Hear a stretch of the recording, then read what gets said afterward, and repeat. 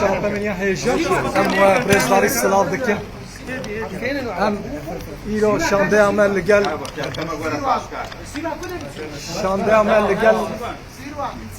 لقال سروكي هرم كردستاني ريزدار نيچيروان بارزاني ما حفظتنا كي قالكي بدون خوشي بكيف خوشي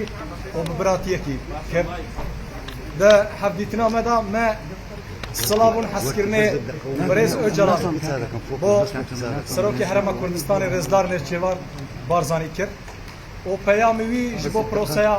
آشتیه و چارەسەری پێشکەشی رێزدار نێچیروان کرد ده حفظتنا مدى هم نزیکاتی هەلوەستی رێزدار نێچیروان بارزانی و شاندەیاوی gelekî ji bo pêşketina prosaya çareseriyê ji bo pêşketina pirsgirêka Kurd xwedî helwestekî netewî xwedekî helwestekî pir bi bawer bû ji ber wê prosaya çareseriyê li Bakurê Kurdistanê li Tirkiye hemî welat heger pêş bikeve ew ji bo gelê Kurd ji bo pêşeroja gelê Kurd wê gelekî pêwîstî be bixweş be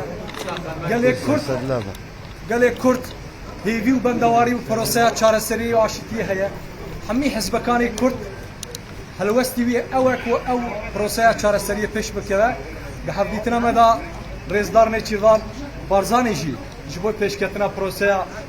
aşîtî û çareseriyê wê piştgiriyekî mezin bide vê proseyê em ji ber wê yekê em dikarin ji gelê xwe re parve bikin hemê hizbên hemî rêxistinên serokên Kurdistanê yên Kurd